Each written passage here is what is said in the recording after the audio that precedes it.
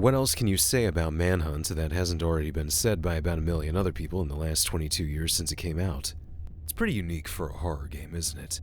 The main enemies aren't monsters in the sense that they're completely out of the realm of possibility. The enemies are literally your fellow human beings, ones who do terrible things to other human beings.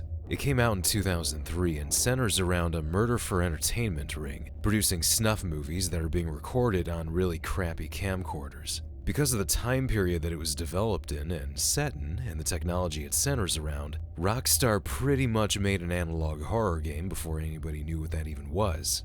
But like with a lot of games, and most creative projects for that matter, Manhunt went through various changes during its development. Some things ended up close to what they were envisioned as from the beginning, while others were changed around or dropped entirely for one reason or another. According to Abe Vermai, the former technical director at Rockstar, who was kind enough to share some details with me about the game's development, Manhunt went into production at DMA Design in 1999 after the studio opened up a satellite office in Edinburgh. Two teams there had just finished working on their previous two projects and were ready to start work on their next major titles. The team who worked on Space Station Silicon Valley started to work on GTA 3, and the team who worked on Body Harvest started to work on Manhunt. Abe told me he only joined the Manhunt development team 3 months before the game came out, but he told me about some other interesting details that I wasn't aware of, and I'll get to those a little bit later. But first, let's focus on some old documentation that's been found. Earlier this year, several pages of a style guide for the game dating back to October of 2000 made its way to the internet. A GTA forums user called I Am Not Tony Cipriani somehow managed to get access to this and made it available. Let's go through it, shall we? It starts off with some pictures taken in New York City. You got a lot of back alleys and old buildings. It's very much of that time in New York when a lot of areas still hadn't gone through gentrification. There's also a picture of the NYPD's Midtown North precinct, with a blurb too. It says, "The police station itself should be functional rather than grand, more downtown than town hall. The cops act edgy when the police chief walks in unexpectedly. He doesn't usually visit them." This entire part of the document refers to it as being part of a level called Precinct, so it seems like there was meant to be at least one mission set around a police station, in an area that was supposed to be like a blend of a rough area and a nicer downtown area that we see in the game, since it was meant to be right in the middle of both. There's also a picture of the City Spire Tower in Midtown, with a caption that says, "Towards the north, the beginnings of the plaza area should be visible. The player should get a sense of where he is and that he hasn't been taken right across town." It's kind of funny how for a long time, fans were trying to figure out where is Carcer City exactly supposed to be, and what city is it based on. I even did a video about that years ago. And while we do know for sure that it's considered a Rust Belt city, it seems like the primary design influence, at least during this part of development, was New York. After that, you've got another page with an art style guide for a level called Bowery. It's described as being the worst part of town, all the misery, squalor, and detritus of a major city compressed into a scabby handful of tenement blocks. It sounds basically like the area that the first level in the finished game takes place in, except they mention that there's also an abattoir and an abandoned police station that's been turned into a gang hideout. Then you've got a render section. Some of these already made their way to the web courtesy of the artist who created it uploading it to his portfolio, but a couple of these are unique. One looks like it's based off of a picture of the Clifford Place Step Street in the Bronx. Also, I like how one of them shows office buildings in the background that has a sign for a radio station called Evil FM. I mean, I don't know why I find such a generic name so funny, but it kind of makes me wonder, okay, what could they have been playing on that radio station? This is the early 2000s, so probably Endless Sugar Ray, Creed, and a bit of Nickelback sprinkled in. Yeah, it doesn't get much more evil than that.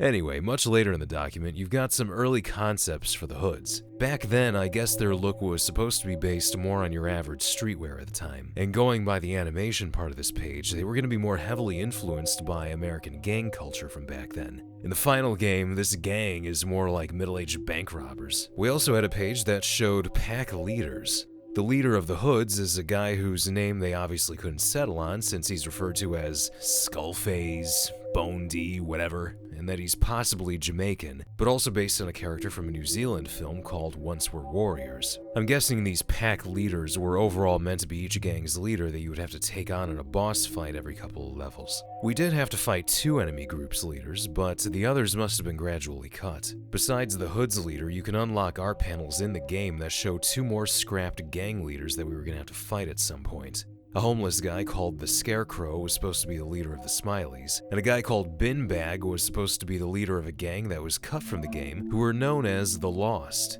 No, not the bikers from GTA. These guys were supposed to be in the junkyard before they came up with the white supremacist gang. They looked like a group of welders, a character from Fallout, and one of the Pet Shop Boys having a very bad night.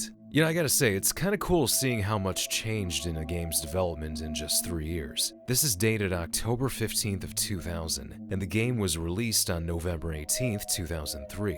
And Abe told me that during those 3 years, it was a really difficult game to make. It felt like it was in development hell for a while. At one point, the way the Hunter AI worked was totally different as well, and it was way more ambitious for the time. According to him, enemies had a command structure and would be organized into groups of 4 guys each. Every group had a leader who was carrying a radio on him, and leaders could communicate with each other. The player would be able to hear these conversations too, kind of like in other stealth games if an NPC suspects something's wrong. The way it was supposed to work for Manhunt is if a guy saw something out of place, it would be reported, and then the enemies would adjust their behavior based on what was happening. So if they suspected the player might be in a specific room, they would report it and do a sweep of the room.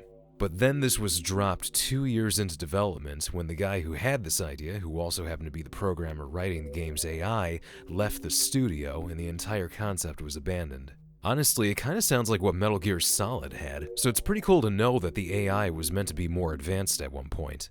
Mr. Vermeij also mentioned the first-person point of view. He described it as being a bit more immersive, but that using ladders was problematic. The reason for that is because the entire screen was filled with the ladder's rungs and they were overall finicky to use because the code wasn't really working properly. And you might be asking, how did the game's infamous execution sequences look in first person? Well, we won't really know because the executions were only added after the move was made to third person, so they were always designed around it being a third person game. Vermeij told me that while things like the ladder issue would have been improved as the development went on, the game being in third person just gives the player a much better sense of their environment. A lot of games were going in that direction around then too. So overall, third person turned out to be the better option, and I'm glad they went with it. There are first person games that I enjoy, but there are other games where I have a hard time picturing them being in first person. Especially a game that revolves around stealth. I think Alien Isolation might be the only first-person game I can think of, at least that I've played, where stealth worked really well. But I have a hard time picturing something like Manhunt being completely in first person. Some of the early concept art that's been posted actually depicts the first-person point of view as well. But aside from the point of view change, Abe said that overall, the final game was very close to the original vision, with the exception of the advanced AI not being there. Oh, and another thing, the game was known as Manhunt from the very beginning of its development. But the bosses at Rockstar in New York apparently thought the name Manhunt sounded too much like a dating thing. I mean, I guess. They tried a few different names for a few months, but nothing stuck, and the dating app name was kept. And you know what? I'm glad the name didn't change. I don't know what else they could have really called it, though. The word Manhunt is more to the point and memorable. Although aside from someone in New York being reminded of dating men, it's not exactly an uncommon name either. There's several books called Manhunt, including a few love stories. You got an HBO documentary called Manhunt. You got a Netflix drama called Manhunt. And back around the time that the game was being made, there was also a very cheap and very staged reality game show on UPN, also called Manhunt. John Cena was even in it before he became famous, and he was one of the ones doing the manhunting. I'm Big Tim. I've invited 13 unlucky souls to come here and play my game. The game I call Manhunt. Oh boy. Well, it was really early in his acting career, and we all gotta start somewhere, right? Can't blame him for taking a paycheck. Thankfully, for those of us who play video games, we got a much better Manhunt just 2 years after that. And now you got to see a little bit of how the game got made. Big thanks to Abe Vermeij for answering some questions I had about it too. And I hope you guys enjoyed this video and found it interesting. Thank you for watching, and I'll see you next time.